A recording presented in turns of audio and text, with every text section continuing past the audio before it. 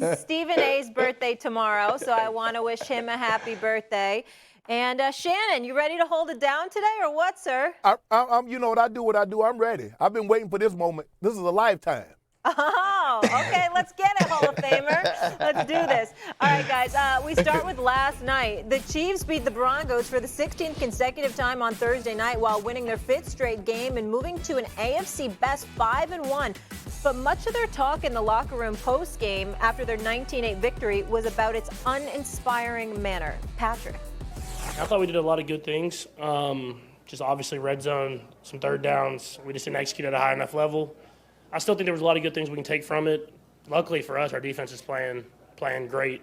Our defense was incredible tonight, as they have been. We've got to take care of business in the red zone, had a lot of yards, positive yards, but you can't stall down there. We strive for something better than what we're doing right now.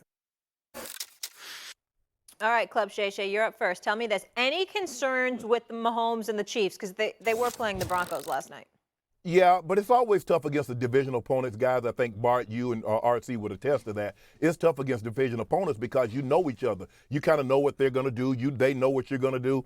And so it's a struggle to actually score. But what I am concerned about is great as Andy Reid can scheme, and he has scheme receivers. There's also so many bunches, so many stack formations that you can run. At some point in time, it comes down to your guys got to be boy dogs and go get open. Go beat man coverage. And right now, it's a struggle for everyone to beat man coverage other than Travis Kelce. And at some point in time, they're going to do their best job to take him away. And you're going to have MBS, and you're going to have Kadarius Toney, and you're going to have Sky Moore and Rice to go beat man coverage on a consistent basis. And right now, guys, it is a struggle for them to beat man coverage on a consistent basis. I mean, you know what it is when you're the Kansas City Chiefs? Oh, go ahead, RC. Go ahead, RC. Yeah, so you know what it is? When you're the Kansas City Chiefs, you're like Drake, right? Very early on in Patrick Mahomes' career, you dropped Take Care. And everybody been waiting for that album to come out again. And so when you drop For All the Dogs, now they pissed off with you because they feel like you're not playing up to the same level, even though you're outselling everybody else. That's where the Kansas City Chiefs are now. We're talking about a one-loss team that drove the football up and down the field, has a defense that's playing lights out, which they haven't had in years past. And we're like, yeah, but it doesn't look the same.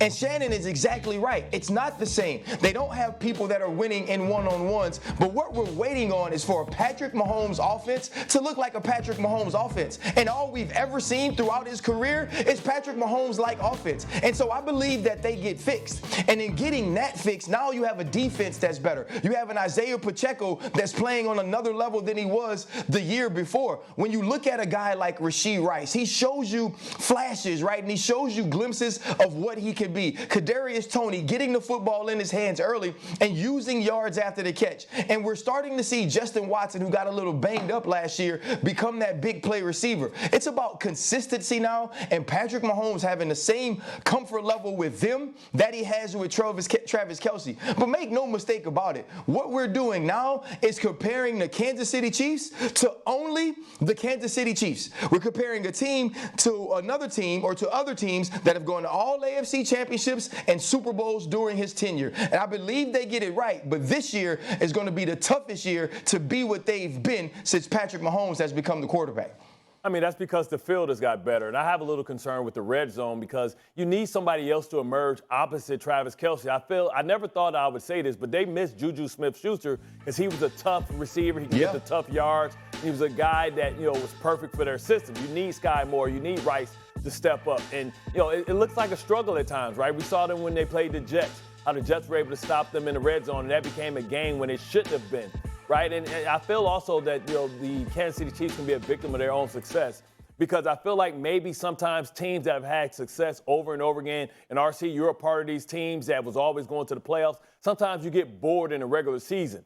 And I feel like, they feel like they can turn it on. But the field is so much better now, right? We see Joe Burrow starting to come to life. We see Josh Allen, after everybody was ready to eviscerate him and his turnovers after the first game, is now looking like an MVP. We know that what's coming down the pipeline, that this type of performance isn't going to be acceptable when they go against other guys who have a dude on the sideline, right? And we knew last night that they didn't have a guy that had a guy on the sideline. Right. And that's what we're saying. When they go against better competition, you're going to need to be able to put up points. And his defense hasn't been tested because they haven't won against a great offense yet. That's my next point, Bart. That's where I was going. I'm not looking at the Jets. I'm not looking at the Broncos offense as a measuring stick for my defense. Yes, the defense played well last night, but look at the opposition. Yes, they played well against the Jets, but look at the opposition. But when you face a Cincinnati, a team and a quarterback that can go get you 30, you play a Justin Herbert. We know, obviously, their defense has some flaws also, but he's another quarterback with those receivers that can go get you 30. Yeah. It's now stalling in the red zone, you pay double. You kick field goals, you lose. You score touchdowns in the red zone, you win championships. And that's what got the Chiefs the championships last year, is that when they got the ball in the second half, every time they marched down the field and scored touchdowns. Right now, I'm a little concerned about their offense because they don't have that one guy outside of Travis Kelce that can go do his thing without being schemed up. You brought up Herbert and the Chargers. That's who they play next. RC, do you think they can handle them?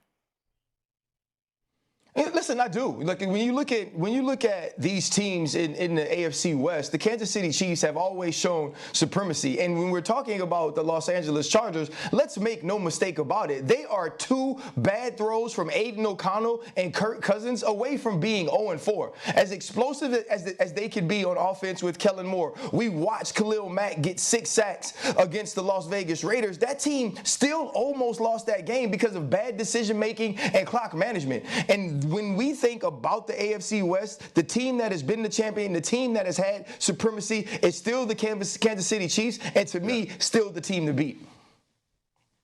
I agree, because the coach, Andy Reid, is not going to make the mistakes that the Chargers coach makes, and he has a better quarterback than everybody else in that division. So when it comes down to it, your coach is not going to put the team in harm's way. He's not going to try to let me show you how brilliant I am and use my analytics department in the situation and go for it on 4th down on my own 17, my own 21, and give the opposing team a very short field and an opportunity to beat me. And I know down the stretch, Patrick Mahomes, more times than not, even though he made a very, very bad throw last night into the end zone that ended up costing him an interception, I trust him more than I trust anybody else in that division, and for that matter, anybody else more than I in the NFL. They're still a victim of their own success because the standard is Super Bowl for them. When they don't go to the AFC Championship, we're going to be surprised. But it's some teams that go in there that has a good coach on the sideline. And you talk about the Baltimore Ravens who, could go in there and get a win. You talk about the Bengals that don't fear them. The regular season is more important because that Arrowhead advantage has been the key to their success in getting that first round bye.